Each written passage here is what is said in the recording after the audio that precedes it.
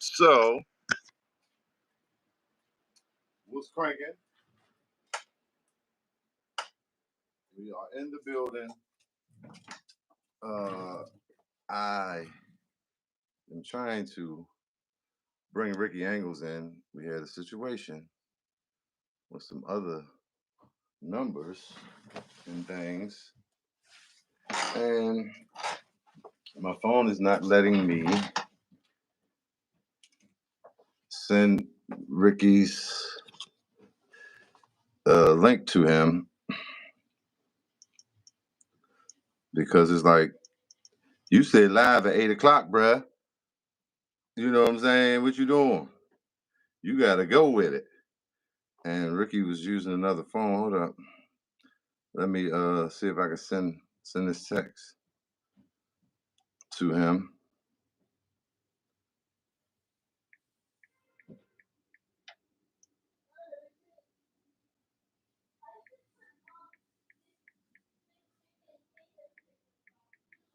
It wouldn't let me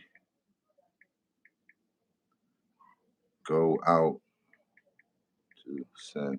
Oh, wait a minute. Wait a minute, Ricky Angles. Okay, that's not working. Man, I mean, this ain't the best Android I got, but these joints, when you use the iPhone, no disrespect, but disrespect to you Android people. But yeah, I got a little caught up, man, and could not get to it as I wanted to. See, now, like, I should be having trouble getting back to this video anyway. Damn, it's crazy. So, yep. But what's up, y'all? What's cranking? We gonna get into this as soon as I get Ricky Angles in here.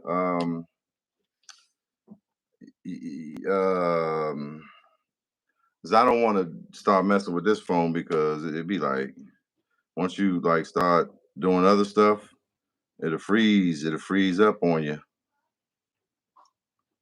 It will freeze up on you.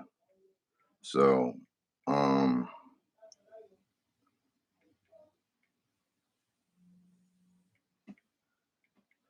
send it to yourself, Ricky Angles, from your phone. Send it to your other phone or the other phone.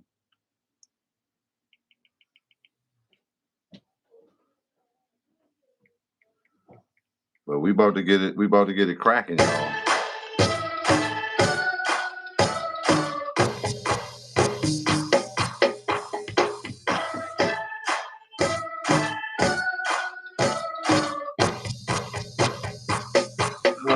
I'm typing a message in the recipient.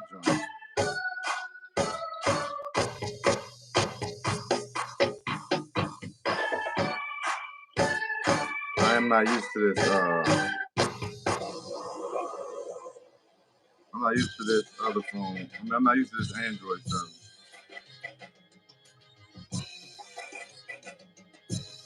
But anyway, welcome. What's cranking? You understand? Slight delay. You know what I mean?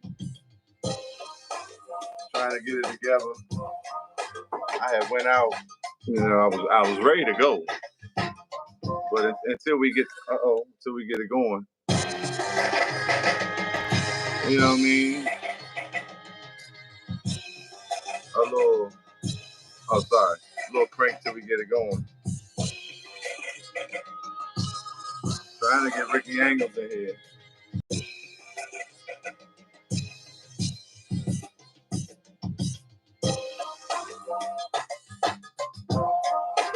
He's using another phone, and I forgot I sent the link to his regular phone. So I'm trying to get him in here. I'm trying to get him in here, y'all, so we can talk about the boot camp. But technical difficulties.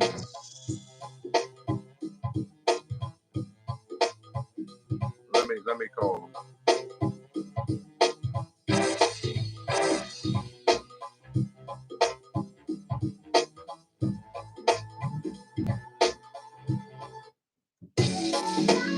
send it to the other phone from your phone? The link I just sent you? Because I can't go back out of here. It's going to act funny. Okay. Oh, well, I guess because I started with your phone, it ain't gonna let me add nobody else. That was the one I guess I added in the beginning. So it looks like it ain't gonna let me. Looks like it ain't gonna let me. It ain't gonna let me do that. So I would have to start a whole new live. Why can't you do it on your iPhone? Yeah, because I think that's what the link is. A little crank for y'all, you know what I mean? A little go loop. You understand? All right, try it on this phone. Okay. Yeah, well, I'm trying to. It ain't letting me do nothing. I added you in the beginning though. It ain't letting me do nothing. So that link don't work. Yeah, the last link I sent you, right? It should be there.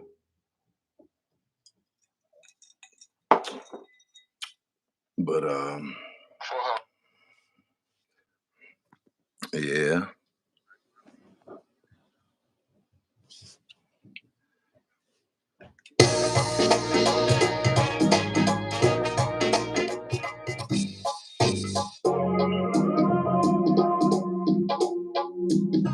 Because I sent it to you right before I started, so that should be the link that worked.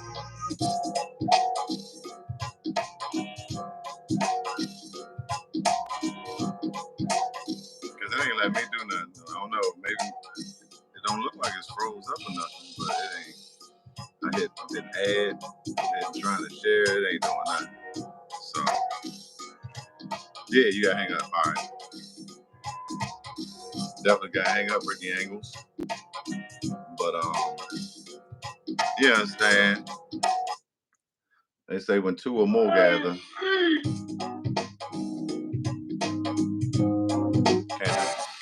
They gonna copyright strike me for that one. Can't get y'all that one. But come on, Ricky Angles. I don't know, I might have to go out and start a new live.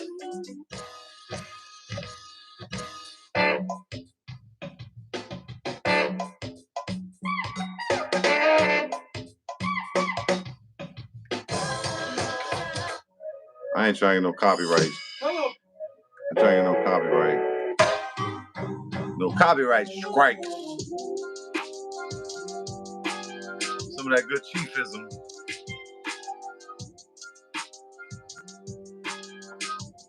While we waiting. Yeah. I tried to follow the protocol. Hey, which one, Distro? District, my bad. What's up, District? Thanks for tuning back in. Which one you like? This joint? The joint mean, ain't it? I did some verses to that joint. I put something down to it. I just ain't dropped it, but I put something down to it. Yeah, I don't know, man. I might have to go out and come back in to get Ricky in this thing, man. You know what I mean? Because I don't know what's going on. I mean, we did the practice run and everything, but like I said,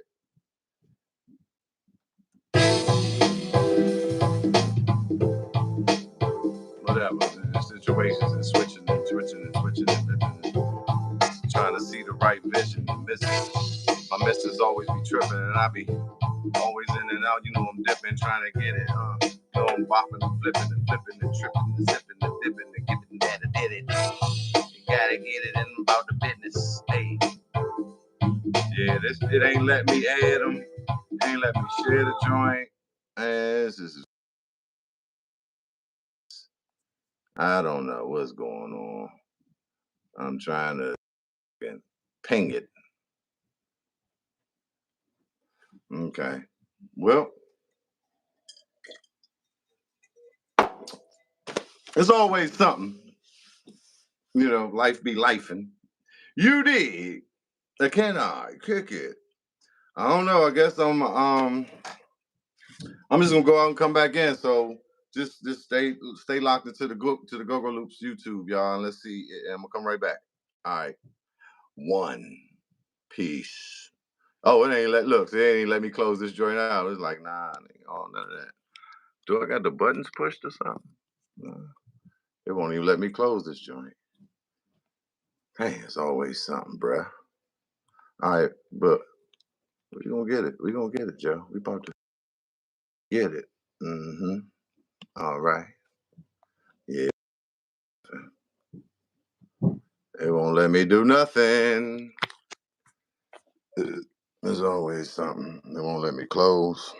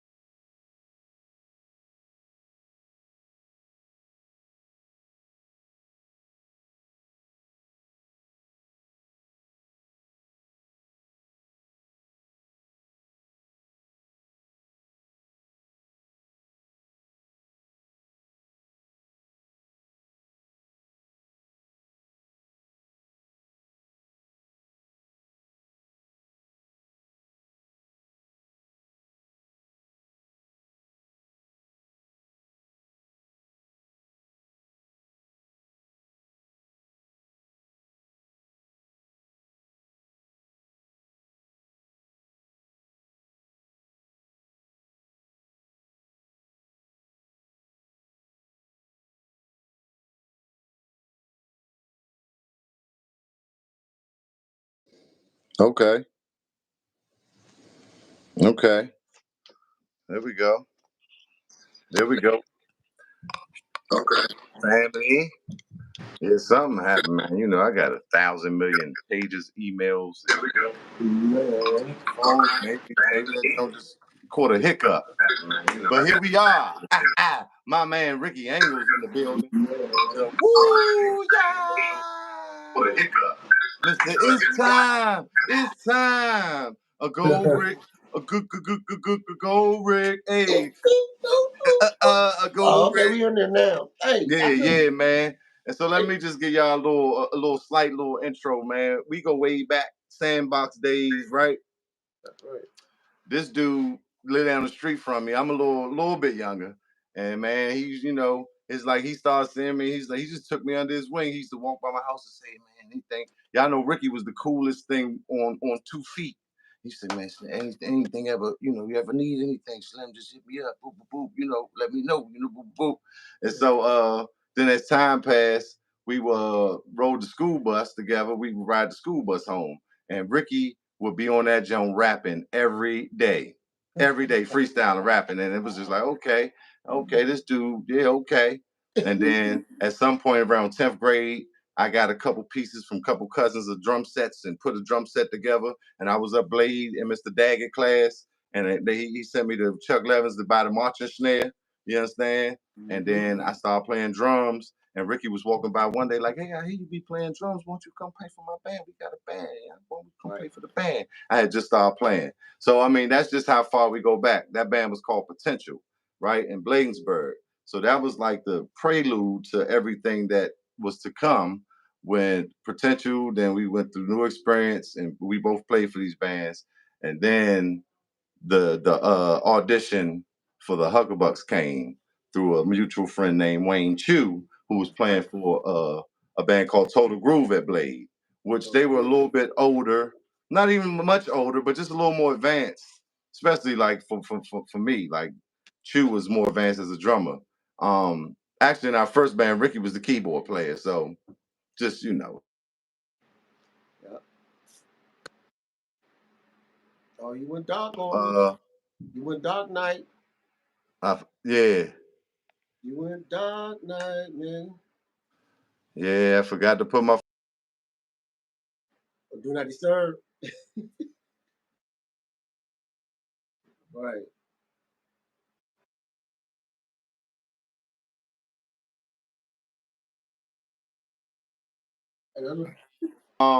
Like how it all started, man. We went to the same elementary schools and high school, and like I said, Ricky used to be on that bus rapping, and he kind of is the one that got me to first play with a band. And so we wanted to bring this forward to when we did go to Charlie's, right, and had an audition for the Huck-a-bucks.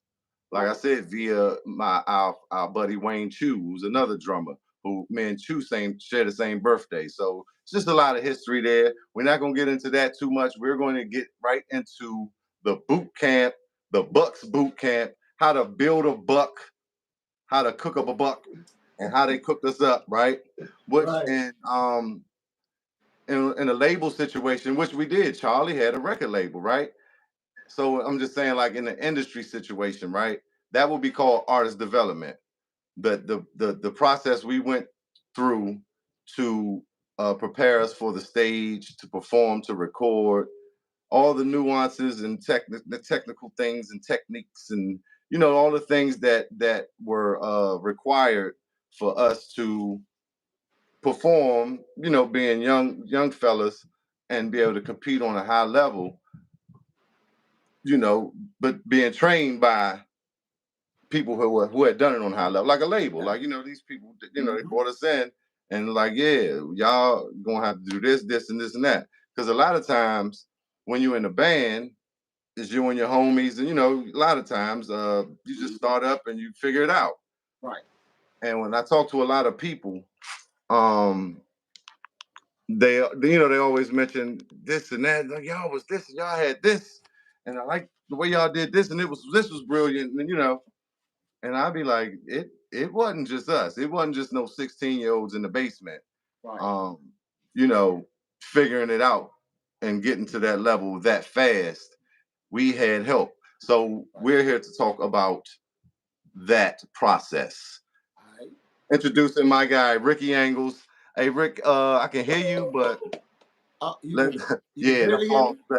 We need the applause. I gotta get my little sample buttons and all that, but You we can just barely getting hear me. started. You I can can hear hear me you, though. but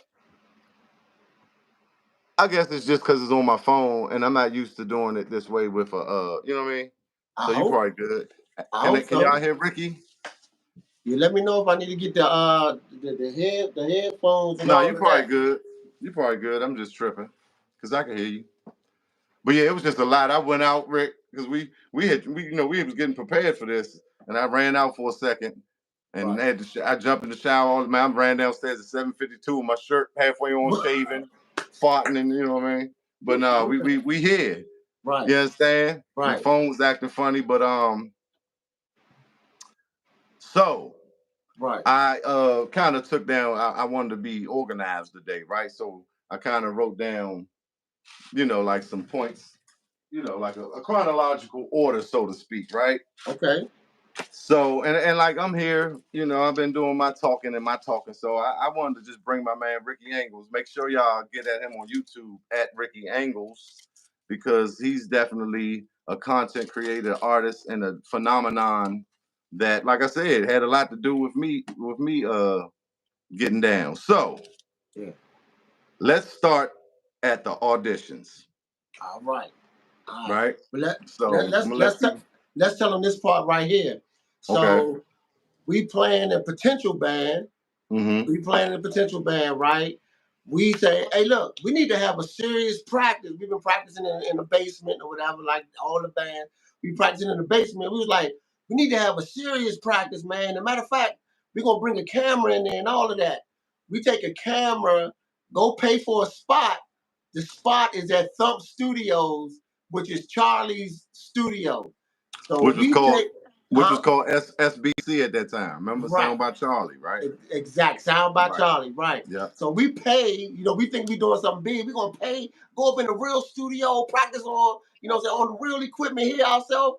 So we go pay that joint and go in the joint. We looking on the walls, we see all of these posters of pleasure and all this. We like, oh, Hacko sweating this joint. We like, yeah, the go-go posters though, you know what I'm saying? Mm-hmm. We're like, oh man, pleasure was probably in here Right. practicing, you know what I'm saying? We was psyched. So we get it up in that joint, man. and do a little recording, and that joint online somewhere, man. But we do a little recording as potential band, not knowing that one day we will be recording and practicing in that same spot to do this Huck-a-buck stuff, man. It's amazing. Yeah, so I led them up to that part. Yeah, we was in Right. it. We saw the Yeah. spot. We was in there rehearsing, and Right. then saying we got to. As a matter of fact, when we got called in for the audition, we auditioned in the same room that we had played in Right. when we booked the studio time. You know Right. what I'm saying? And it was about a year later, give or take, right? Right. And in that video, kind of like at the end, you see Charlie come in there, turning the mixing and stuff off. And I'm pretty sure we knew who Charlie was, because I remember when Chu said, man, Charlie putting together a band, or he said the dude that put the Pleasure together, right, is putting together a band and they having auditions. You might want to mess with that. My man Rob played for them, right? Because Rob was there. Right. And it was just like, oh, okay. Yeah. I don't even remember what happened with New Experience at that time, because I was with New Experience at that time. Right. And then I just remember saying, bet. He was like, yeah, he need, he doing the audition. I think he said he need a cowbell player and a keyboard player. And I was like, bet, right? No, I didn't. drummer and keyboard I mean, player. but beside from me, Oh, okay. you know what I'm saying? Cowbell player and a keyboard player, or dude from Frontline, right? Yeah. I didn't drive yet. Right. This is because that potential tape is like 91. I look like a baby on that. Right. Right. So this is basically the next year, and we ride up there. Ricky, you had the Astro van, and it was like February, it was snow on the ground, remember? And we go up there. Like I said, we had just been there, and sites that we was just in that studio, and so we know this is big. When you got to audition for something, it got to be it's big. It's got to be bigger than come on, young, me in the basement. Like when you kind of recruited me, right? That wasn't. It was just like, come on, we need you. Right. And around the same time, Pleasure and these go-go bands were playing on jukebox. That's right. I remember coming home from school, right? And two fly 25, and they was doing that little step. Dun, dun, dun. Pleasure always stood out, but I'm sure it was like other bands. I don't know if it was Go-Go Live 2, whatever those videos were that they were that was on the box. I remember coming home from school, just I had caught that go-go bug, and I wanted to be a part. And I'm like, I'm playing drums, and so here we are, and we come in there to audition for Charlie, right? Right. I remember it like it was yesterday. I think, did you go first or Los? Nah, it had to be Los, because remember I was just like, well, look, I can play the cowbell. Like, you know what I'm saying? Let me show you I can play the cowbell. And they was like, all right, but can you dance? So go ahead with your part. No, so was you just the ride? It seemed like they said they needed a frontline dude or cowbell. They wouldn't have said cowbell player, frontline and a keyboard player. They did need all of that, but that wasn't discussed with us until we got there. Because you was just my ride, like Omar Epps and Tupac when he got the juice part. Like you was just riding along. Wow. Dang. Yeah. So I remember the keyboards was like the stands was hooked on the wall, right? Same joint you was playing the keyboard on the potential tape the year before. Exactly. Los was right there, and Rob was there, and Rob said, "Yeah, show him a bass line, see if he could pick it up." Right? That joint said, "Boom, do do do do, ba dee da ba doo dee da da da da do da da da ba doo da da dee ba da do do ba da ba ba." Play that. That's the type of stuff that Los was like, okay, right. Rob probably had, you know what I'm saying? That was a joint he'd been practicing for months. So you know what I'm saying? Right. Like, let me see what you could do with that. Now, I don't remember how quick Los got, but I know it was pretty quick. Yeah. He played that joint. He might have told him to do a chord or something. I don't remember. Right. But he's in hindsight, he's looking at the look and everything, right? So Los plays the bass line. And all right, so now what about you? Like you said, you say you dance, you play cowbell? Okay. All right, so play the cowbell. Right. So I started playing the cowbell. Yeah, go ahead. I want you. But look, I'm gonna say this. I remember playing the cowbell. No, dance, and you was doing the running man. Playing the cowbell. I'll never forget that moment. I want your perspective. Yeah. Nah. So they was like, so you can play the cowbell. You know what I'm saying? Let me see if you can play the cowbell. So I'm playing the cowbell. My man Los taught me this one cowbell beat, and y'all don't laugh at me if you ever hear it on like 78% of the stuff that you ever hear me play. but I played this cowbell beat. Los, my man Los, keyboard player, he said, "Play this, man. Get busy, busy, get busy, get busy, busy, get busy." Man, I played that joint for years. Like that was the only joint I knew. I would stick that in any joint, but I finessed that joint, right? So I'm doing it in front of Charlie. I'm playing the get busy, and then I'm hitting the top and the bottom. Go, go, go, go, go, go, go, go, go, go, go, go, go, go. Right? So they was like, all right, so look, don't stop playing. Can you dance while you doing it?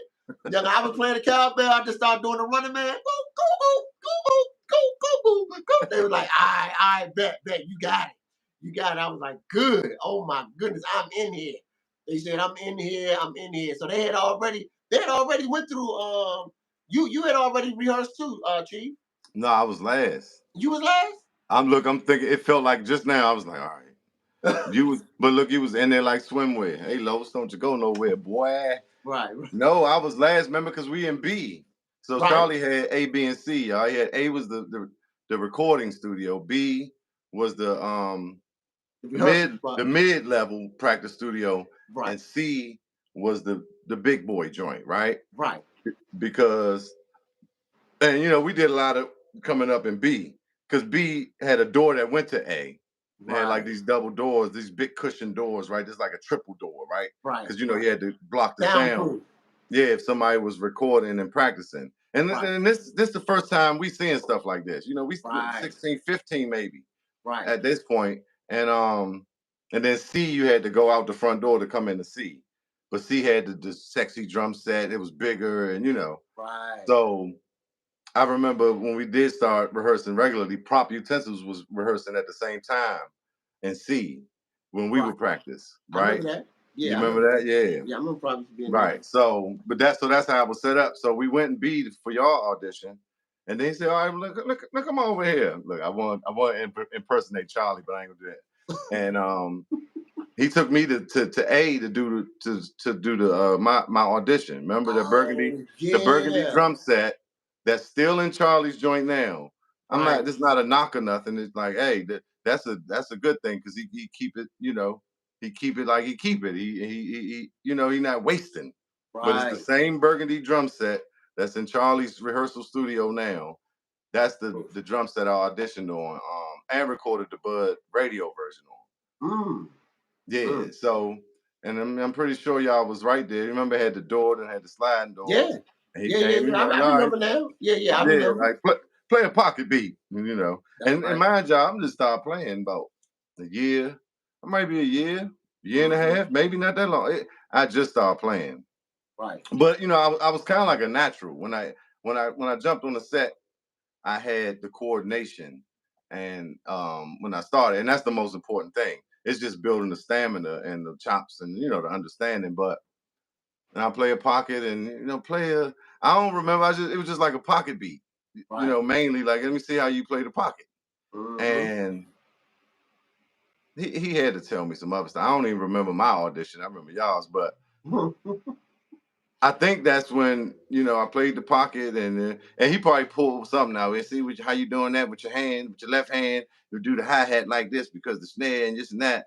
And it was probably something he said, and that's when he went into the the hi-hat. So when the hi-hat makes your head move. You know what I'm saying? Right. The kick drum makes your waist and your hips move, and the snare drum makes your shoulders and your Yep. And so I think that's when he went into that. So whatever the case, I did my thing. He was like, okay, we was all in. He brought us in the joint. Oh, we can't drag this out too. My bad, y'all. But it's a story, and it's like it be coming back to you. But so we came in, and he kind of told us the plan. He was like, look, I'm gonna do this like I did Pleasure, boom, boom, boom. 6 months, we're gonna put out a like a PA tape, like a mixtape, right? We gonna do that, and I'm gonna train y'all, and then we're gonna record an album. He had this whole plan, and we just listening, because it's like this dude, like it's like we in here with Diddy, we in here with the DC Diddy, and he was like, but what I do need is a lead talker, and I think a Congo player. Johnny might have been there. I think Rob and Johnny was there. Yeah, I think it was just a lead talker, and so y'all come back next time, y'all bring that lead talker. So we come back with Ty. and he talked to us. Charlie was living right by Blade. His house was right there by Bladensburg, and so now you're dealing with these kids that go to Bladensburg. Right. So like he would, we would just interact with him. He'd pick us up from school, or we would catch the bus to the studio, and he would just talk to us and give his go-go philosophy and tell us about things and how things worked. And he's a real fun dude for real. Like, man, he had us laughing. He would take us to the music store. He would take us to go-go's. He would take us to see other bands. We would get in the red van. He had a red van with like Pleasure and Hot Cold Sweat on it, and we Right. would get in that van, and he was just kind of like, I don't want to use the word, he was coaching us, right? He was just like, kind of showing us the game, right? Right. Exactly. And so yeah, Ty came, and I think we had Ty. Ty was he was the lead rapper for our Potential band for a right, minute. another potential member. So we already knew him. We brought him in. He came in, auditioned for him. I don't know what he did. I wasn't a part of that audition, but he ended up getting the slot as well. But one of the cool things that Charlie did, like Charlie can go into any go-go, like he can walk through with as many people as he want, and wasn't nobody gonna say nothing to him, right? So he told us, like, what's your favorite bands? You know what I'm saying? So we telling them, we like Northeast Groovers, Junkyard, you know what I'm saying? At the time, Back was around, but Back was like Northwest Youngins and all. It was coming up with us. You know what I'm saying? So we were saying that we like, Rez and all that. Man, he would take us. I don't know if he took y'all as much, but he took the front line to go see those bands, and he told us the stuff that you like about what you see the person in your position doing. Learn what you like about them and take that and make it your own. And so we would go there and study bands with Charlie. We would go study different bands, man. And that's kind of how I got my style. You know what I'm saying? I knew what Donnell was doing. I knew what Gio was doing. I knew what Gene Pratt was doing. Like I was just watching everybody. I was like, okay, he doing that, making them hype. Okay, I know how to do. Okay, boom, boom, boom, and it kind of molded me into the person I am. You know what I'm saying? So that's my little spill on that, because that was a good Yeah, thing too. He kind of took us yeah, out to look at stuff. You know what I'm saying? To vet stuff out. So that was good. yeah, man, and definitely appreciate everybody for tuning in. You know what I mean? Definitely get at my man Ricky Angles, at Ricky Angles on YouTube. He about to really get into some content. So just want to definitely spread that love and extend a hand for that. But yeah, I'm sure he might have took your, because I remember that, like I remember, like you said, him saying that, and take what take what you take, and boom boom boom. And I was I mean, I was there too. I guess I was going to. I don't know, but yeah, he would separate that though, front Yeah. line practice, and we were doing all those type of things.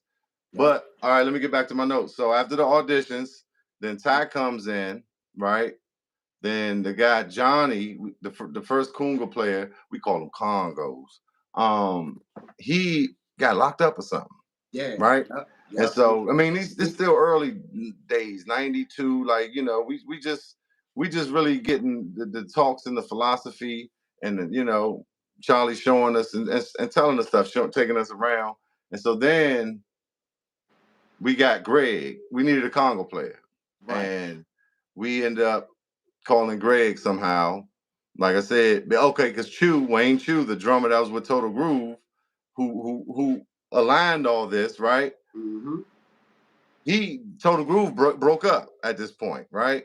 And Chew was just kind of hanging around us. So I'm not sure how we ended up calling Greg, because Greg was the lead talker for Total Groove.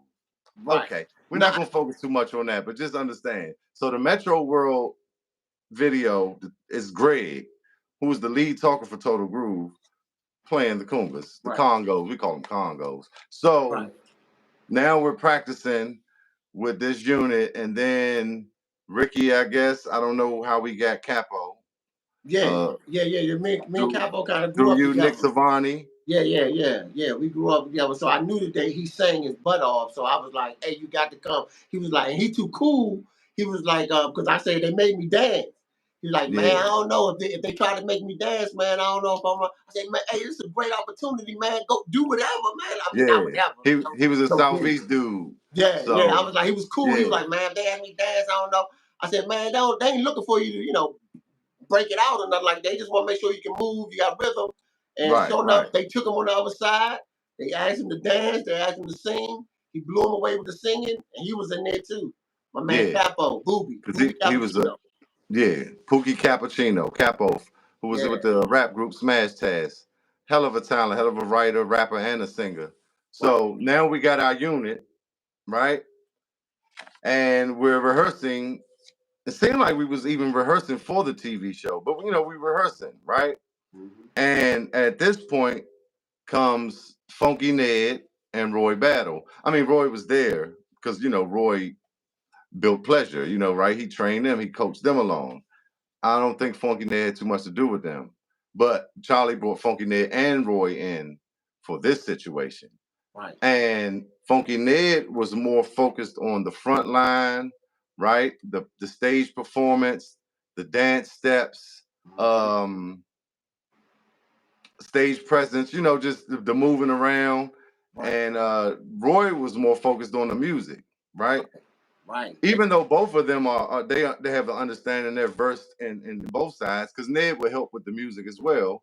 And just the philosophy, right, of the theory about how to do things and why you do things, which is one of the most important things that you need to know as a musician, is why you do things, right? Right. And when you do it, why are you doing it? Why is that there, right?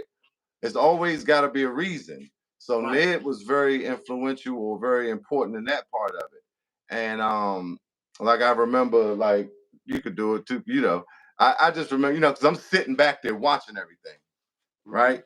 And he would tell them, when you're about to do a verse or chorus, or you're about to get on the mic, you pull the mic from the mic stand. Right. Well, first you learn how to hold the mic right without putting your hand on the ball of the mic, right? Right. Which always looks cool. And sometimes the PA is bad, and you feel like you got to force it, but it really muffles the sound. So he's teaching them how to hold the mic, and then he's saying, okay, when you start to perform with this mic, when you're going to go into lyrics, you need to pull the mic off the stand and put it behind you, so there's nothing separating you from the crowd.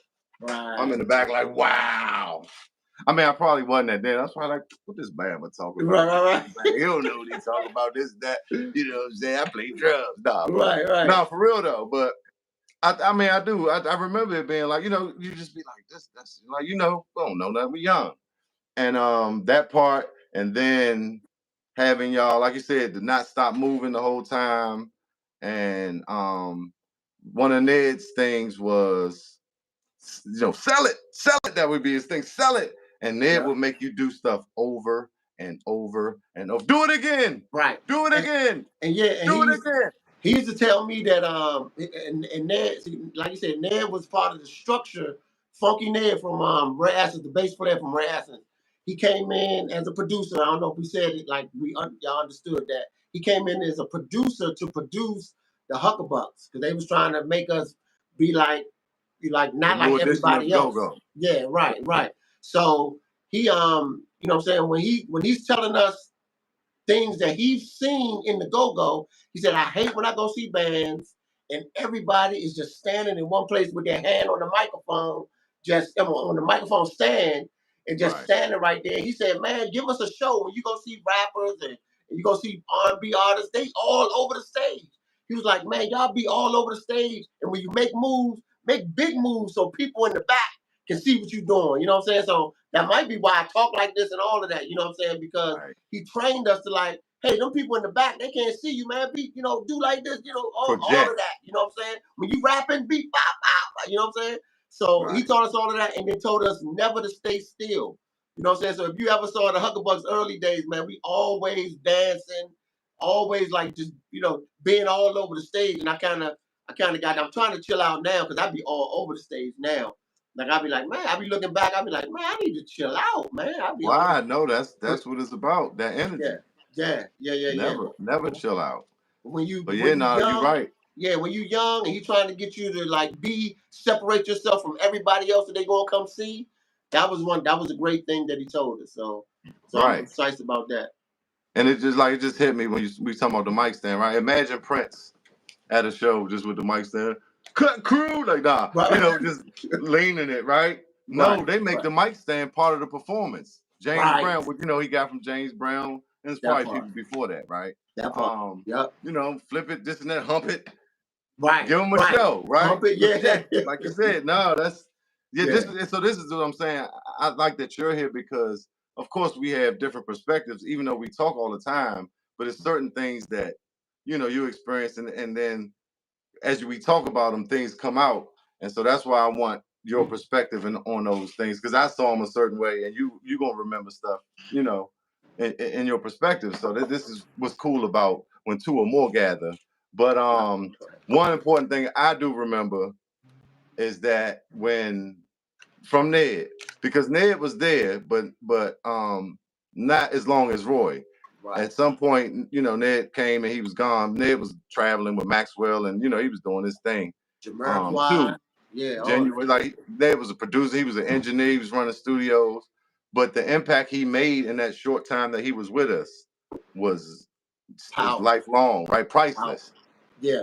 Ned would make okay. So now we got the unit. We practicing for this Metro World show, and of course to go and play, and so we have footage of all these things, these moments too, and that's what's going to be in the documentary. And Ned is that part of that. He's the one with the camera. Actually, it's Ned's camera, and just that sell it, do it again, this that, and one of the things, it was almost like military, I want to say, right? Right. Because if, like, say in rehearsal we mess up, somebody mess up, or before even messing up, if Saquon's leaning on the congos, right? Everybody else got to do 20 push-ups. Yeah. Right? Like that. It's just certain rules that was in place. Like I would put my foot on the kick drum to tie my shoe. That was a violation. Everybody 20 push-ups. Right. So that type of training, or that type of like making us have camaraderie and being accountability for each other. Yeah. When you that type of when he was implementing that, it gave us accountability, because at some point, as you're standing there while everybody else do push-ups, because you messed up, you feel bad, and so it creates like, I'm not gonna do that no more, because now the team has to suffer for me. Exactly. So that was one of my biggest takeaways from Ned, and a lot of people don't know, maybe they do. Insiders know I had my issues and resistance with Ned, Roy authority, and all that in the beginning, more so, right? My father told me I used to tell the boys club football coaches what to do later. So, I mean, that was just kind of my thing. But the thing that's important is I always listen. They might tell me something, I'm like, but I would do it. And, later in life, you learn that what they was telling you was for the greater good. Even like your parents, a lot of people, your kids as a teenager, you think you think you know stuff. Right. So, but I just want to say I definitely appreciate Funky Ned, Roy, and Charlie. It's just priceless what we learned. So you got to think we were learning from all three of these guys. Right. Learning different things and the same thing all at the same time, and all that, right? Right. So let me tell the audience this. Let me tell them this. So Charlie Fenwick, he's he an older cat or whatever. He come from the old school. This dude used to play with Otis Redding and the Stylistics. Who was the group? He used to play bass for these different groups, like national groups. Different people. So he brought all of his national stuff that he learned.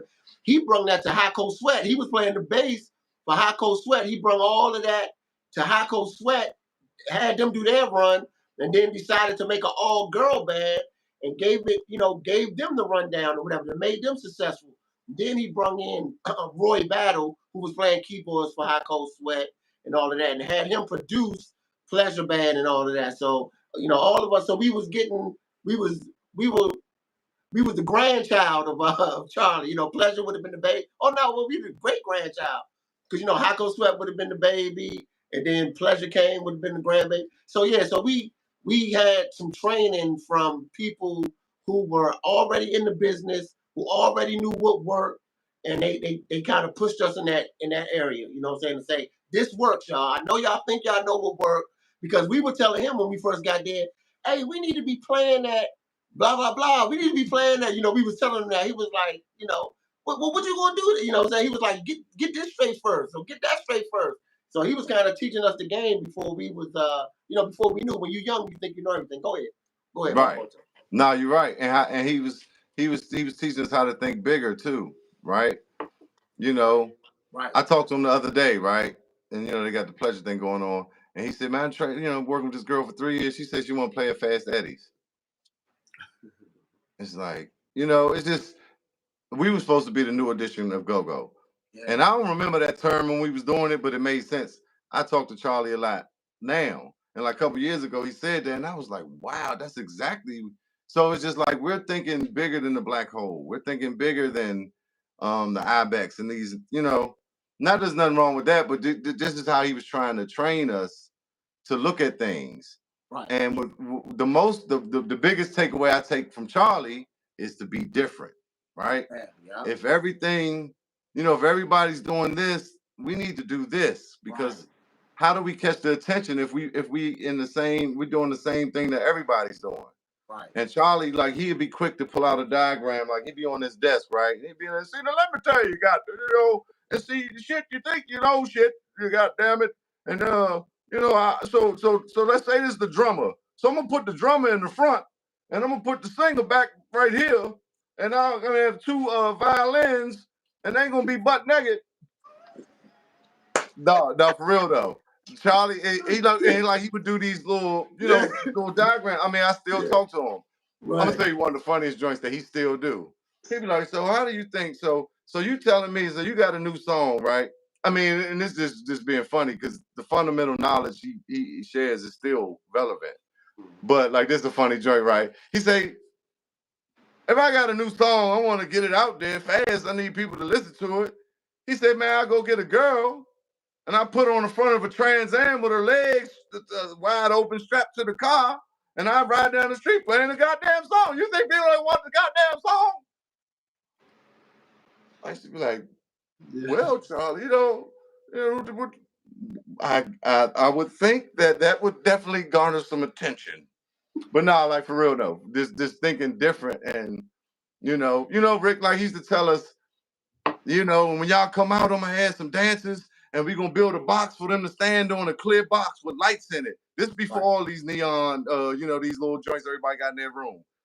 Not neon, you know, light boxes. Yeah, you know, the little light strips, halogens, or whatever the hell they are. Mm-hmm. And he'd be like, yeah, and you know, we're gonna do this, and we're gonna come out, and you know, basically standing out. Like, how do you shock and awe? But not just gimmick though, because the band gonna be tight too. We gonna put in the work that all that's gonna be tight. But how do you just catch people's attention? And when they leave that show, even if they don't remember your name, they're gonna say, man, the niggas with the girls with the dances on the bike, they dancing on the light boxes, and the girl had the Trans Am and the thing was out. Right. And it's just like, so that type of ideology stuck with me coming from you know, like Charlie, just like how do we set ourselves apart? And I think that's just very important, especially nowadays, because everybody is such a cookie cutter, you know, trying to emulate was before, or trying to, you know, fit into what's going on. And I think that's very important. And that's one of the things that that I'm noticing too, like kind of when you try to be different, you know what I'm saying? Like the community is not is hey, they want you to stick to the formula. They want it to be, hey, it need to be like this. You know what I'm saying? So it's hard to like to please. You know what I'm saying? I think they call them the purists. You know what I'm saying? Of the culture. You know what I'm saying? Yeah, so, right. But now it's important. It's important. Yeah, and that term wasn't even really coined until, you know, later, because it is so much saturation and not pure thing. You know, once it became, you know, you got so many things in the way. That's when the purist was born, because it's like all this cannon fodder, right? Mm-hmm. But in our time, it was still like that because we had to break through some of that, but it just wasn't as much as now. I don't think, right? Right. We had an opportunity where people were like, more accepting of something new, even in hip hop, right? Even if you look at hip hop back then, before the gangster stuff took over, NWA and all that, really Scarface and all that stuff took over. You had your young MCs, you had your leaders of the new school, you had the Tribe Called Quest, you had the Diggable Planets, which was a little bit like Tribe. Yeah, But then you had, what I'm saying? It was just more space to be original, right. And that was the thing of hip hop, to be original. I think even Go Go too. It was like, yeah, we not biting, like that's disrespectful. Right. And it's over time it became more cool or accepted to bite, right? Right. But yeah, that's just one of the definitely the one of the main things that I took from Charlie. It was a thought I had too about Charlie, and you know how he just had them talks with us. He tell us stuff, and like, and some of it would hit then, but most of it hit later. And I'd be like, wow, Charlie used to tell us that. Yeah. For one, I think I told on the live yesterday, or how we were diehard Northeast fans, and he was like, man, they don't know how they did, they don't know how they got there, they don't know the formula, and he always say, Roy taught Jeff that one beat. I don't really know the backstory on that, but he said, man, backyard gonna take that over. He said they backyard gonna get them because they don't know what they did to get there. And we used to be like, whatever, old man, get out of here, old man. Van Dam, Northeast is everything. That's people in Northeast. Like you said, Rick Back was coming up. I remember hearing, tapes at the time, and I like, it was like, okay, that was cool, but and they did, and and so back to the beginning too. He said we're going 6 months. We're going to do a PA tape, this and that. He had this whole like plan for what we were going to do, and and we were psyched. I know I was going home like, Mom, we were. It's basically like you got signed. Right. No signing bonus and none of that, but we were getting the knowledge and we Yes. were getting the exposure eventually. But I know I was excited, and we were all excited. So it didn't happen exactly in the timeline that he said it, but almost everything he said in them first weeks of us being there, we did. Right. And I want to say this too. Like, first of all, make sure that I don't know you responded to the comments and stuff like that. I can't understand them, but you know what I'm saying. I don't know if we missing something. Somebody might be asking us something, but one of the things that I really appreciated about what Charlie did too, he told us, he said, look, when y'all first start playing, I'm not gonna have y'all playing in the city, because if y'all mess up, when y'all mess up y'all name in the city, man, and y'all slum or whatever, it's hard to bounce back from that. Like, it's hard. He said, so what I'm gonna do is I'm gonna take y'all out of state. I'm gonna take y'all like not just Virginia, like three past King's Dominion, Virginia. So what was that with Valley? What was that Green? What was that spot he used to always say? Cause Valley Green or something like that. Green. Valley Green, King George, King George, Lynchburg, King George, all that. Ashburn. So he would book these shows out of state. So no matter, what it would do is it would either build confidence or show us where we need to improve. And so when we went out, when we went out of state and played, before we played in the city, what I'm saying, we had already been like cutting our chops on what works, what didn't work, and all that type of stuff, whatever. And it built a lot of confidence because out, when you away out of state, they just want to hear go-go, period. You know what I'm saying? So you kind of, the love that you get, it builds your confidence to come back and be like, execute like you're supposed to execute. So that was one of the things I really appreciated too. I'm sorry, but I don't know. You're right. That's a major point we're supposed to talk about. That is a major key to our success and building the stamina and the synergy and the continuity. You know what I'm saying? The stamina for everybody, right? The conditioning and like you said, going out of town to these places that don't get go-go every week or every month or every 2 months, right? Fredericksburg and like we in Lynchburg, we would be way out. Right. We would go to the furthest place. He had these connects with, had these promoters. He always said, I got 31 promoters. I'll take y'all, and he would take us down. We'd get in that red van and we would go down the road. Some nights we would go Friday, come back, go Saturday, come back. Right? Yep. That was in the beginning. Later, we got hotels and stuff. Petersburg, right? Magic City, and then it ended up being Flavors. That's a famous joint, right? Petersburg. That's Trey Songz from. That's like 3.5 hours away. Yeah. Yeah. So we would go do these shows to get conditioned, and we know the crowd gonna be there, and they're gonna be hype already because they don't get it that much. Right. So like you said, Rick, that's gonna build our confidence to be able to play in front of them and feel like, okay, we doing something. Because if we might have came out in the city, they them niggas gonna be looking at you like, right, they're gonna be standing around, waiting for the play. I mean, you had national acts that would come. All right, there's Tupac and Biggie in Northeast. They're gonna be like, man, we're Northeast, Slim. Right. Come on, man. We ain't trying to hear all that rap. This before rap was, you understand? Like, even so back in these days, you wasn't no rapper in DC. For my younger crowd. It was not cool. Like, just to be a rapper. Nah. We musicians, we got the crank, we got something. This is another thing. I mean, you had Fat Rod, you had Stinky Dink, but they just wasn't like a rapper. They was dudes in the hood that came to rap with the go-go band. So it's not specific about rhyming and rapping. It's just like that idea of this rap that just wasn't happening. Yeah. Because that's that New York. That's that New York-ish. Y'all some Bammers, yo. That's them yo dudes and all that. That's just how it was. So we would go out of town and play. Hey, Rick, I'm gonna have to hit the dance floor, right? We would go play for these crowds that just was not used to go all the time, and they would love it. And like, I remember being in Petersburg, right? And them girls just be like, and they had their little band. Right. We used to be like, look, so they was Bammers to us. Like, I mean, not that we was Bammers, I'm just saying, but it's just like, we about to crank this joint out. Okay, so that was the point I was trying to get to earlier. The first show out of town, I'm pretty sure it's called Ashburn, Virginia. It was in Ashburn. Yeah, Ashburn. Right? Yeah. So we had a whole idea, y'all, of how we were supposed to look. We were supposed to have clean cut, short haircuts. Well, clean, had to be super short, but clean haircuts. And we had a certain outfit.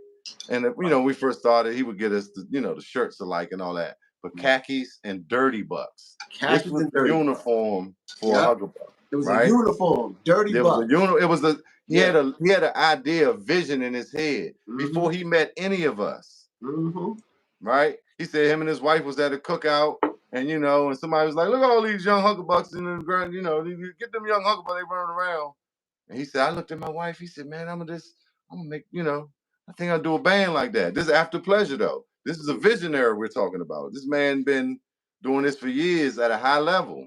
Yeah. Charlie Fenwick and Rio Edwards are the pillars, the Boaz and what's the other joint? The pillars of the alchemy, the pillars of the Solomon's Temple, Jason and Boaz, right? That's they both had these institutions or labels and that were able to record and distribute music. And they used to work together back in the day, Future Records and all that. And TTED, that's not them, but TTED and these companies, I got the records. Anyway, that's a whole nother story. But saying that to say, he had a vision.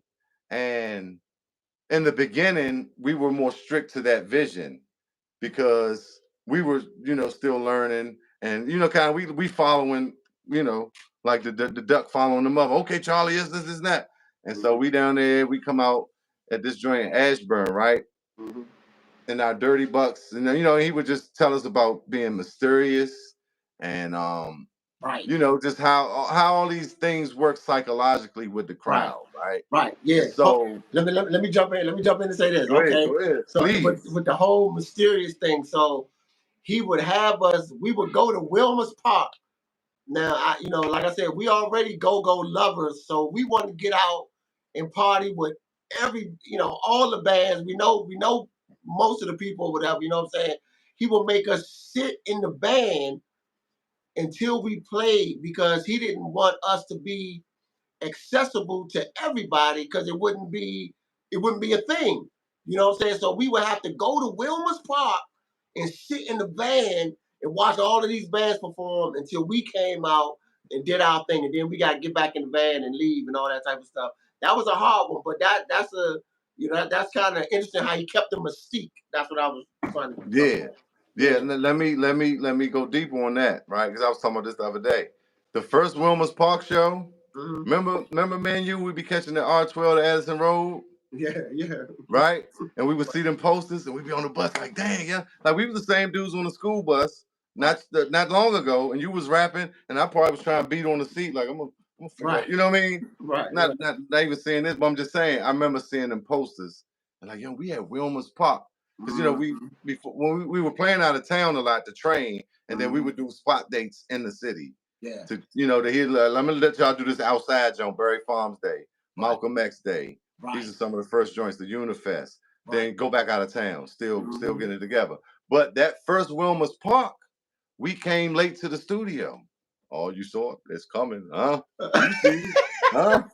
Nah, I ain't gonna do it, y'all. I'm not gonna do it. I ain't gonna do it. That nigga Charlie said, y'all want to be late? Y'all think this is a joke? Y'all think it's a game?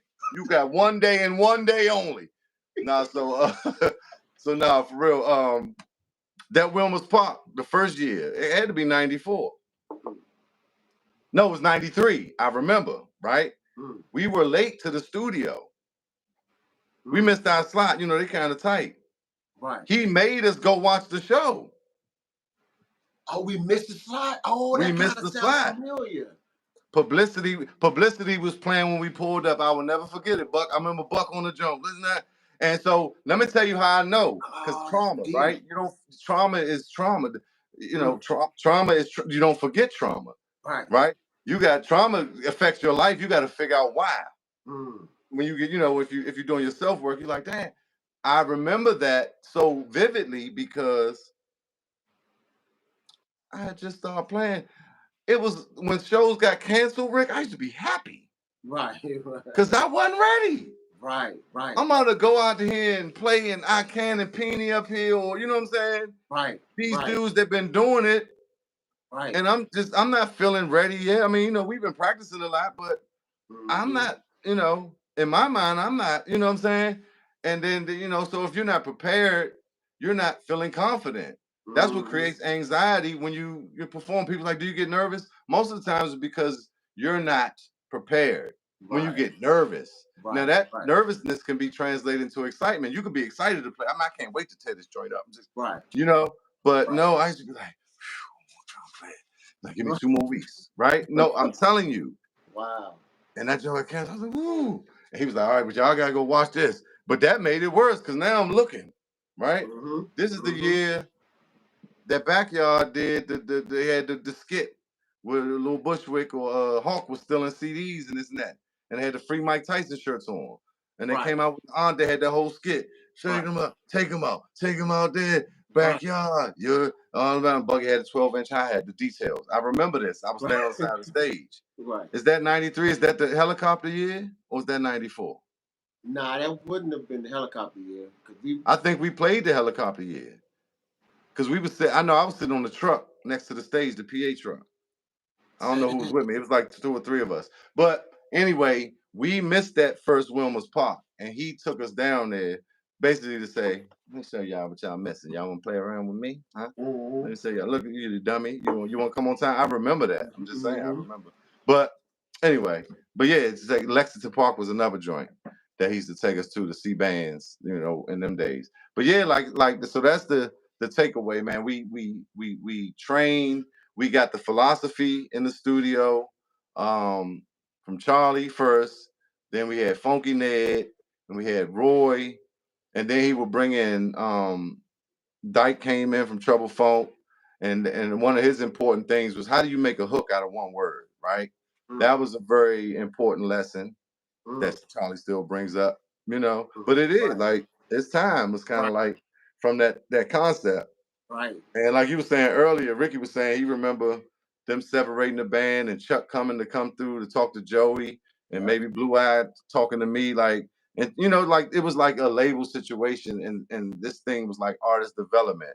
So let me bring a veteran or seasoned person from your area or that does what you do to come and kind of school you. Like he was trying to build the ultimate band crank machine and show, right? The new edition of Go-Go.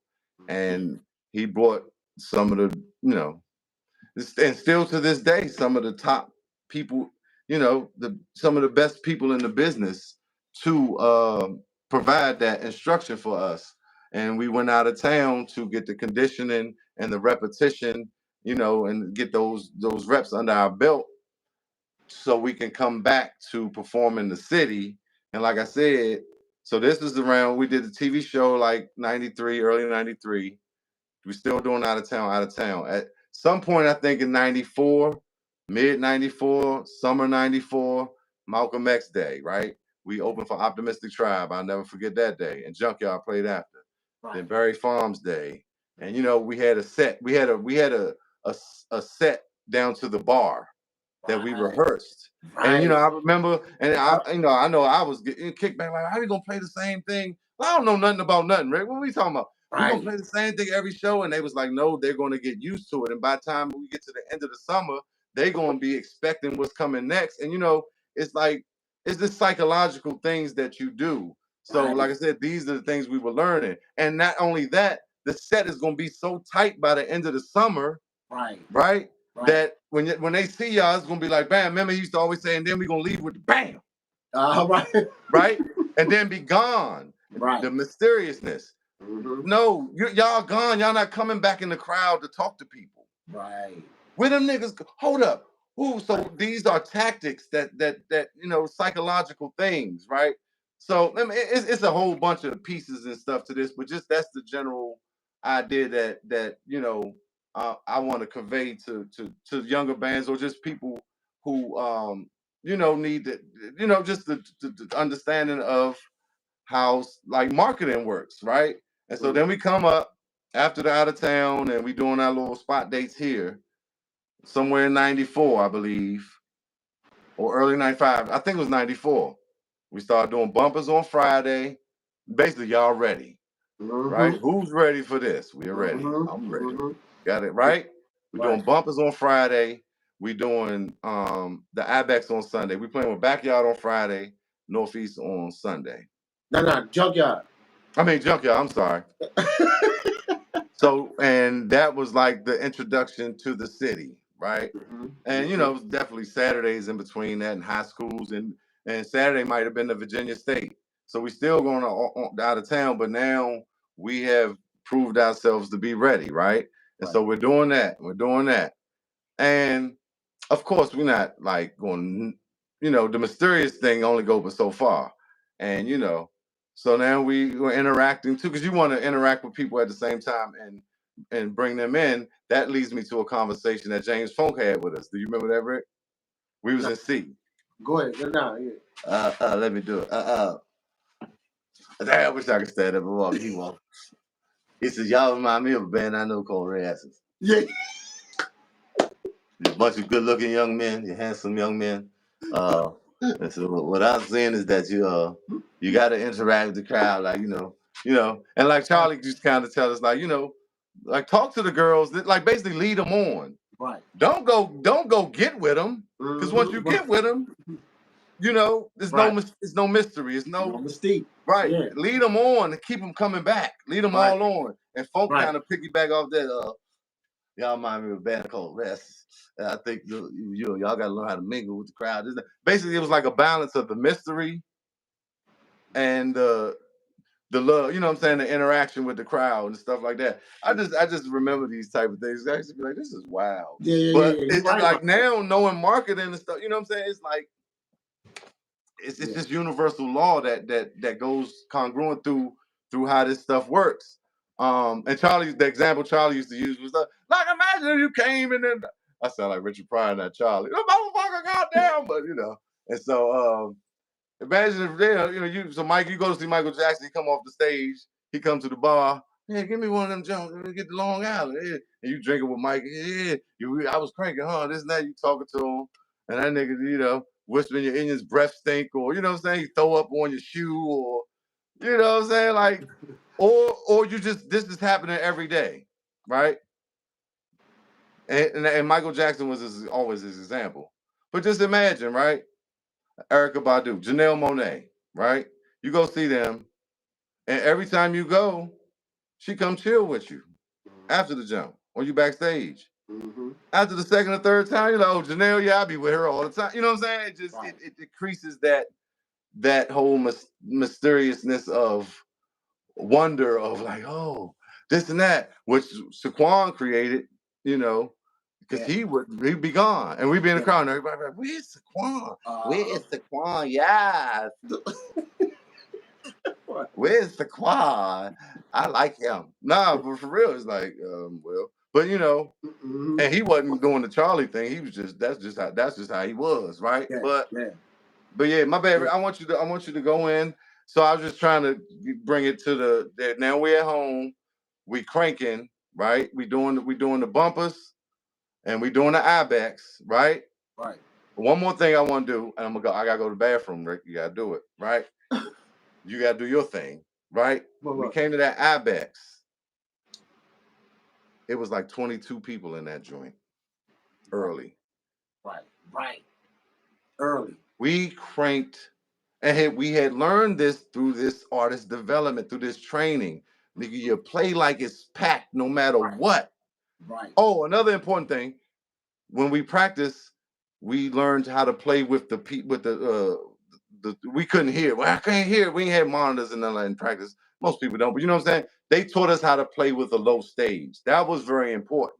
Because they was like, if you get out here on these shows and you can't hear yourself, if that's gonna cripple you, that's gonna be a problem. Because there's definitely gonna be some times you can't hear yourself. 90% of the time. True. That's a very important key to know as a band, that you have to figure out how to do it in the worst conditions. That's why the repetition and the practice in the 4 days a week for 4 hours, that creates something that you can do at second nature without hearing it, without seeing it. You can damn near do it sleep. That was important, right? So we had the ibex, and we had the we're doing the bumpers, and there's 22 people there, and we playing our hearts out like it's the last time we're gonna play. Right. About a month or two later, the line was around the corner at 10 and 10:30. We the early band. Right. That, and seeing that, so it's like some of this stuff they telling us, like, yeah, we put in that work and did that. You know what I mean? We saw these things happen, come to fruition off of what, some of the philosophies and ideologies that they were telling us. And so then you really start to say, okay, yeah, and that's when you really believe in these people. Like, yeah, they know what they talking about.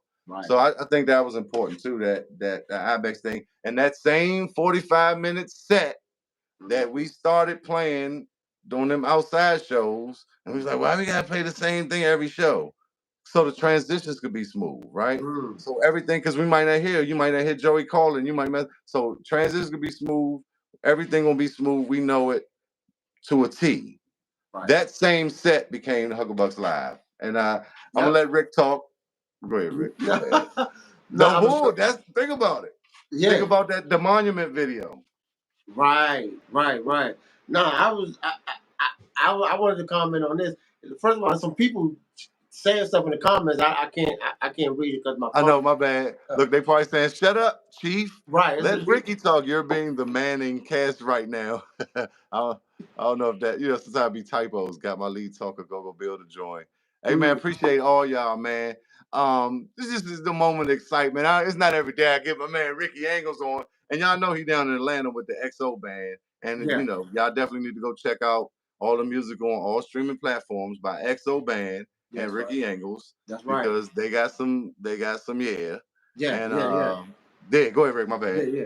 No, I wanted to say this part too. That was really, like, we didn't understand it at the time, but like I totally get it now. He was saying he was like, Charlie was like, I don't want y'all to have y'all own night somewhere. Like, I don't want that for y'all. I don't want y'all to be stuck in that, like you say, wanting to play at the IBEX or wanting to play at the, we want to think bigger. But what we will do is play for everybody else's crowd and get them familiar with y'all. So we was playing with Junkyard on Sunday, playing with Backyard on Friday. We was playing with Northeast Groovers at the bowling alley. We was playing under everybody. And at first we was like, hey, we just opening up for everybody. But what we was doing is like, we was getting the flavor from everybody. So the girls that came and seen us, they was from everywhere. You know what I'm saying? Because you get your backyard girl. If you go to a backyard show, you see the same. You know what I'm saying? If you go to junkyard show, you see the same girl. But these girls that was coming to see us, they was coming for a little bit from the junkyard crowd, a little bit from the North Blues crowd, a little bit from the Red Essence crowd. You know what I'm saying? So that was kind of like real smart. But you know, that's one of the things that I loved about what Charlie did. We didn't understand. We didn't understand that as youngins. But like to be able to go take a little taste from everybody's crowd, where everybody's going, and then build your own over there. Everybody be like, yeah, I love, you know, y'all ain't my thing. With it, I get dudes that say, you know, y'all ain't talking about shooting up and banging up, but y'all had the bras that y'all enjoy. Y'all had the girls that y'all enjoy. Right. Yeah. No, that's a great point, Rick. Yeah. And I remember that. Now that you say it, that's what he said. He said we're gonna go take a little bit of everybody crowd. That's the strategy. It ain't about opening up. We're gonna go bust this joint open and leave, right? We're gonna go shock and awe and have with them niggas playing that next. That was there. I remember that. That's a great point. Yeah. You know, like that's the thing, marketing and strategy and you know, it's just a lot. Like I said, I talked to Charlie later more, right? Once I understood the business and you know, started my own band and tried to do a record label and all this, I go talk to him. And you know, people say he old and this and that. His fundamental knowledge still be on point today. Like he'll tell you something and he'd be like, yeah, you can put the songs out. Why you put the songs out? He said one day he told me, you don't know, like you don't like he said, no fees ain't know what they do. You don't even know what are you doing? Like basically you don't have a plan, you don't have a focus, you just and I'm just like, yeah, I'm trying to figure it out. There's a lot going on. Like, you know, well, he might not understand what he do, I guess, to a point. It's not the same though, Charlie. It's like so much, you know, different ways, so many different angles to get it at. But he'd be like, yeah, you basically, but even knowing that, like, you gotta figure out. He said, I used to know when I did something. I knew. You know, he said, I know. Right. You know, like basically you don't know. You just throwing shit at the wall. And they'd be like, but it just always make you think. But like one of the last things he told me that was important, it was just like, so you putting this out here and this and that, and how you do the streaming service, you know, and I make them write a contract to me. And I saw District, you said Dave and Cindy, you meant Tom and Becky from Liaison, I think. But you know, those was our publicists.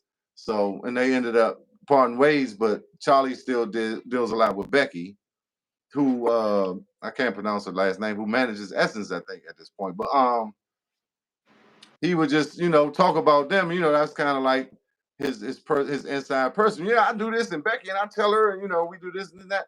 But basically, I could, you know, I write up. Becky's a lawyer. I write DistroKid something. I write CD Baby something like, yeah, you know, like, you know, everybody can go through these platforms. He said, no, I get him a contract. Right. What? You know, that wasn't the point though. So he would say something like, so you put all this music out here and there and there and there. He said, why don't you go make a song that ain't there and there and there, right? That ain't everywhere. And he said, put it on CD, right? But like, think about this: put on a thumb drive and go up to Columbia Mall, where you know, like out of town, right? Where they not used to seeing. In backyard ain't up the street every week, right? But they not used to all the go. But go somewhere and pass that joint out and talk to these people. Like connect with these people and give them something that they can't go stream. Right? And make them, you know what I'm saying? Like create a need for it. Right. Where he said, well, Amazon be calling you to get it. Right. You know, if you can see that, right? You got to really see it. So I understand the fundamentals of what that means. It's like, yeah, like how do you create that spark, that need? How do you create that exclusivity? How do you create something that everybody that don't got? Everybody can put out music now tomorrow on all platforms. So like that was one of the things he was saying. I just got to translate it up to nowadays, right? And you know, he'll tell me, well, yeah, that's how I did y'all with this. And he just tells me all these stories. But it's another point about that. So boom, boom, boom, Becky, Tom, no, like the you know, like basically Amazon.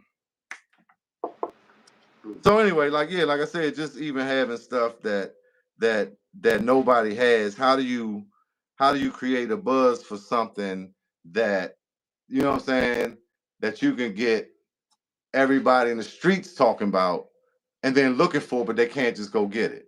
Right. And that's a little hard now too. But so that's the point. He would say like, yeah, like I didn't pay the radio station. People thought I paid the radio station to play the stuff, because basically because he Charlie or y'all paid. That's a lot of people say that too, y'all. We had the silver spoon, y'all had Charlie, and basically since Charlie was involved with it, that's why we made it. We ain't practice 4 or 5 hours a day. We ain't go out of town every week, and we ain't do all the work to make us be able to perform like we perform, right? Because that's the end all. The final product is got to sell, right? People got to see it and say, "Well, hey."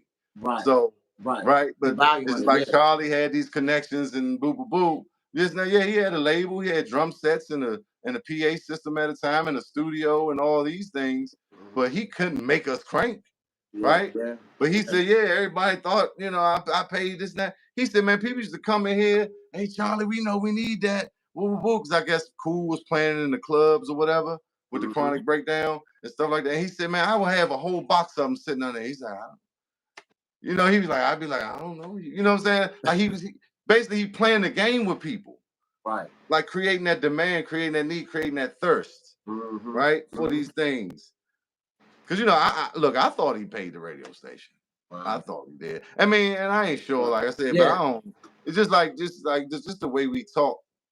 Yeah. Overall, I'm a pretty good judge. You know what I'm saying? I see what the holes are, and it's just like he be having his strategy, like he been doing it, and it's like, yeah. So just even things like that, man. Just thinking of different ways to market, man. Yeah. But and to kind of piggyback on what you're saying, because we definitely had mentors, we had help. You know what I'm saying? Yeah, and Charlie as a mentor and help and stuff like that. But like they created a product that worked. You know what I'm saying? They created a monster. They taught us how to get from point A to point B, and let us work. You know what I'm saying? And that's one thing that every once in a while, I'm gonna say this, I'm gonna throw this out there. Every once in a while, Roy will bring, well, definitely towards the end or the middle, he will bring a whole production. Say, okay, I want y'all to do it like this or whatever. But for the most part, he was like, "What y'all got? You know what I'm saying? What y'all got? What y'all gonna do with this? And how y'all gonna flip this? Okay, and that sounds good, but make it feel like this." So you know what I'm saying? So he was doing a lot more producing than just making a song and telling us to play it or something like that. Because that's not how it was. He let us he gave us the idea. Hey, we need a joint like, or you know what I'm saying, we need at this time we working on an album, so it need to feel like, and then kind of let us go. That's another misconception. And people are like, so did Roy and them write all y'all songs? No, I was like, no, they brought some ideas. Some of the joints they say, okay, we want it going like the combat and all of that type of stuff. You know what I'm saying? Like that was an idea already. You know what I'm saying? But most of it, hey, we came up with that, man, and killed it. Killed that. Yeah, I want to say that. No, that's real, because I don't think he did that with any like complete joint. I don't think like like combat and stuff like that, but that was more like, we did our part, and that was just like, we're gonna put this on the album. We're gonna involve Blue and Kenny. That was like some of Roy producer stuff. Like, I got this idea, right? And they tied. Let's just do this, right? And but like, I think it was always more like, all right, I got this idea, maybe the key or something, like, who's ready for this? Or like, you were making most of the words, y'all were making those catchphrases and stuff like that, but he might have some chords. Or so specifically, I remember the "Can I Get Down" Congo beat. He came in there with Blue, but he said Blue got a beat, and it was the Congo part, right? And he was like, and I don't know if we built the whole song around that, but it was the Craig Mack around that time. Right. Can I Get Down? And right. So I don't know if we were already into it, but you know what I'm saying? Yeah. And he'd be like, Los, and something like this, or here, and y'all build on that. Ricky and then we need something right here. We need some words. We gonna have a pause right there or something. Yeah, like what y'all got, Chief and Quan, we need something like this. Right. A beat that's similar to this. And so he would just kind of give us a framework or blueprint. And like the Bud. Yeah. I remember that day. He came in there, he had them frogs. Right. He had all the samples, the Budweiser and all. He had all of that, but he let Rob figure out how he was gonna freak the sample. You know what I'm saying? Right. But he did come in with all of the frogs. Yeah. Yeah. And he Yeah. probably watched the Super Bowl and had the sampling on his VCR. I was just talking about this the other day. Because I had to think back, this 95. And he probably said, man, that'd be, so the brilliance of Roy to say, man, that might do something. Like he caught that. Right. And he probably brought it in there, man. I got this sample. Hey Rob, play now, Chief Quan, what kind of beat can y'all build around that? Right. Right. All right, now Ricky. So we need a top. Right. So we need some. What's the intro? Stop, Ricky and Joey. Y'all need something right there, and y'all will make the words. And this is how we built these songs. Yeah. Start the party. Can I get down, sexy girl? I remember because I'm sitting there watching all this. Like, oh, right. Yeah, Ricky, we need this little piece right here. Hey, Shaquan, hey, Rob. Hey, Los, nah, don't do that. Change that patch. Put a lead in it. And I'm just like, oh, that's how I became a producer. Wow. Sitting there watching this process and Roy Battle. Like, yeah. I mean, all of us, of course. I mean, I came a rapper. I was watching Ricky rap on the bus. You know what I'm saying? This is a process. My next door neighbor, Ron Scott, just, with different things. But, yeah, so that was it. I mean, it was just like the help, the tutelage that came from Charlie Fenwick. We've been going too. We about to be at an hour and a half, which is great though. Oh, because we could chop this joint up, and this is going, it'll be there to the end of time. But nah, this is great. But like, because that's the thing. A lot of people. So either they say y'all had a silver spoon and y'all Charlie did everything, and they just kind of discredit us, like we didn't put in the work. Or it's like, man, how did y'all do that? This and that, and they'd be like, it wasn't just us. So we want to be clear that we had help. Right. That was the flip too. That was that's exactly how it be. If he one or the other. Yeah. Yeah, and it kind of, and which created who we are. Yeah. You got Rob doing this thing, you got Lorenzo doing this thing out. Yeah. Like these we absorbed a lot during this process. You got Ricky in Atlanta with EXO. I'm doing my thing, but like all the credit I know for me, because I was learning so many things. Let me tell y'all a little funny joy, right? So they be, I was always a good kid. I told y'all that last night. Until I got to my later teens and stuff, and start slanging and banging and hanging and all that. But like whatever. We had certain people that smoked a little more and partied a little more and this and that. I was always paying attention. I was like this. I don't know, because like I said, my neighbor showed me things as a youngster, kind of around the same time. Computer stuff. I was just learning about certain things. Remember, Rick? I traded my neighbor Ron Scott. He used to play with EU, y'all. A fish tank for like the keyboard we had with potential, and you trade 4 tracks, and like we would just trade. I had like one of the first little Macs, so I was just learning about technology and recording on the computer and stuff before the computer. Like right at the edge of analog where digital came in, I was right there. I had a 4-track, then I got the Mac with Max tracks and Studio Vision. If y'all know about that, these are the first 2 softwares ever created. So I'm learning this from him. And then I'm in this big, I'm seeing this on a big level with the big mixing board, right? With Charlie. And he got 3 studios. So I'm just like, 9 drum sets. Remember we came, I got 9 drum sets, 12 keyboards and shit. What the hell y'all want to do? Y'all ain't cranking. No, I'm sorry. But no, for real. And I just remember, like, so we'd come in, maybe record, right? And Roy would go, he had to do his thing. And a lot of people be outside, the band be outside. I'll be right on Roy ass. So, hey, Roy, what's that? Hey, Roy, what's that? Oh, that's the patch bass. Hey, Roy, what's that? So Roy probably like, why don't you go out there with them? You know what I'm saying? So that's how in tune I was. I'm just saying, priceless. They created a monster. Like, with all that, I guess I was just interested and intrigued by it, even at that age. I'm partying and stuff too, but I remember moments like, hey, Roy, hey, Roy, let me get out of here for Roy, smack me. You know what I'm saying? Like, get there. Because, Roy was real chill. Roy had a real calm personality. And, me and his communication was better, right? Something about Ned, we had a clash, but I was young. A lot of it was probably me when I look back at it now. That's became my personality for life. But Ned was a strong personality. I'm a strong personality. I think he's a Leo, like James Funk. When I play with Funk, I'm a strong personality. For whatever reasons, we clash. So I had got cut from the band for a brief stint. We ain't gonna get into all that. But when I came back, Funky Ned was gone.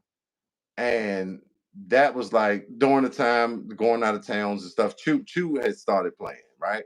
And they were going out of town, and I would ride to practice with Rick sometimes and be like, man, these boys cranking like I'm about to miss the boat. You know what I'm saying? These are, oh man.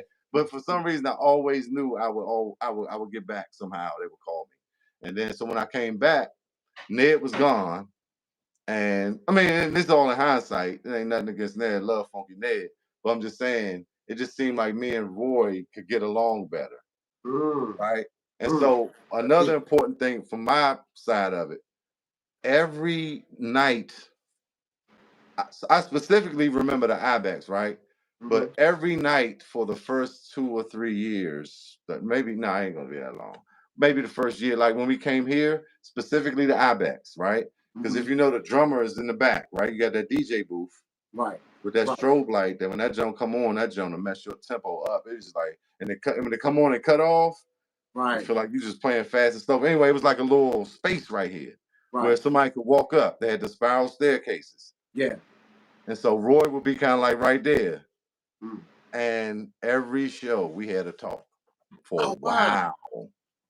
For a while. Felix, don't do this. I told you, don't do this. Do that. Do this roll every time. Every time that turnaround come around, can I get down? Do the same pickup. Wow, Roy, like it's boring. You know what I'm saying? Just do the same thing. It's like a hook. Like, these things but every show, your tempo on this, when you do that, stop trying to do a roll here. Like, keep it straight. You know what I'm saying? I remember, you know what I'm saying? Like I said, to my like I probably didn't like it. Probably like, oh, here we go again, Roy. Right. But it made me who I am. Yeah. It made me understand space and the why. That's what he would say. Why you do that right there? Like, basically, because I want to show people I can do it. Right. Well, nigga, you went off time. Right. That's what you don't. You think you're cute. Right. Look, this is off time. Don't do that. Look, the owner of EXO band, the Congo player, he always say this to me. He's just like, man, a good musician know when not to play. Like, you know what I'm saying? Like, you got to be trained, because you do all of this, but know when not to play to get that thing some space and then come in or whatever. Right. That it's priceless or whatever. I had to get that. You made me think of him when you said that. Facts. You always bring that up. Yeah. Space is a note. Right. Space is a note. Space is a note. Like, it's part of the music. You write it in, right? Yeah, music is a rest. That's part. Space is important. Like, I was talking about this before we gone. I was talking about this on another live, how Roy would tell us how the speakers was. You got the highs and the lows. And if you're doing this and doing, you can't clutter the speakers. You got these certain frequencies, right? And you can't do too much. You wanted to be able to breathe and come out the speakers the right way. So you're not shaking your head. That's what I'm saying. I was paying attention. You remember that? He probably would tell Los and them that more. Wow. But I would be sitting there watching everything and absorbing. And it was just like, yeah, it's like we was, all the way to the frequencies with the hi-hat and, yeah. So, it's only certain, it's a spectrum of frequencies where everything can exist. So as a producer, when you're making a beat or, so yeah, it has to be space. It's a give and take. Music is a give and take. It's a call and response. You know what I'm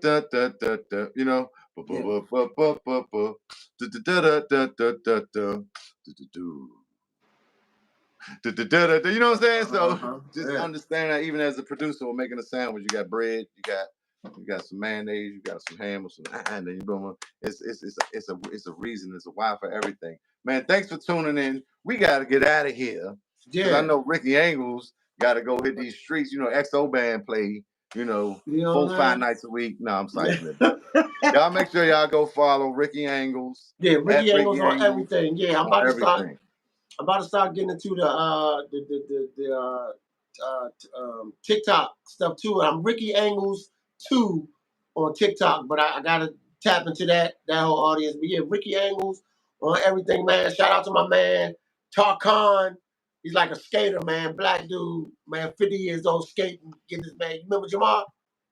Yeah. Yeah. He be scared. I got to send you some of his stuff or whatever. But The Mac with the black provided hat? his shirt, huh? The Mac with the black hat? Yeah. Oh, okay. Yeah. He a skater now, 50.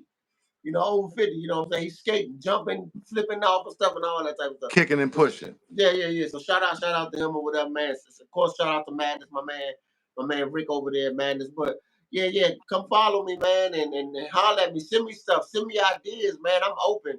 Shorty Coleon reached out to me when we first started too, man. So shout out to Shorty Coleon, man. He be supporting. Like, I don't know what, we want to support him. He do say what, you know what I'm saying? I ain't gonna steal you doing.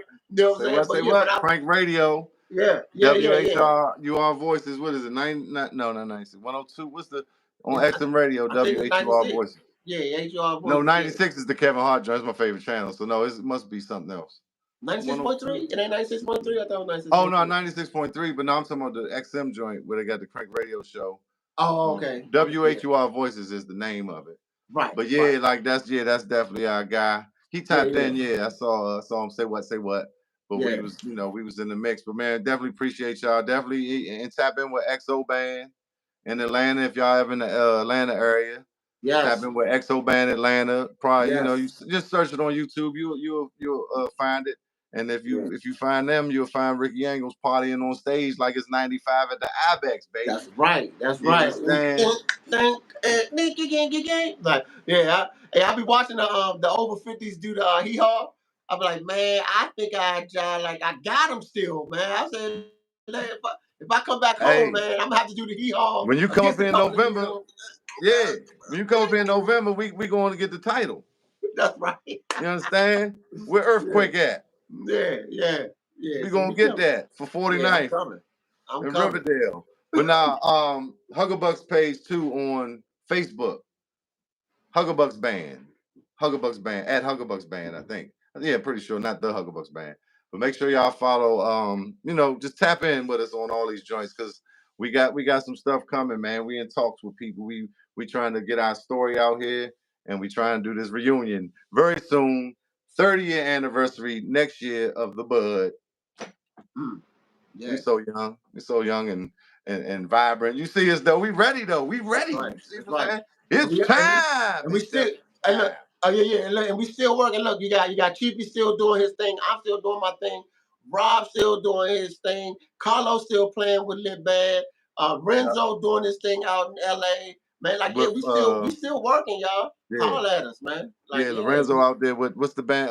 DCA. Yeah. DCAF. Yeah. That's the band in LA. If y'all ever in LA, Go is everywhere, baby. But thanks for tuning in. Keep it cranking.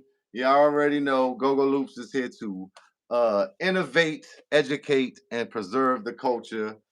You just had another edition of that Chief and Go with my man Ricky Angles, and we out.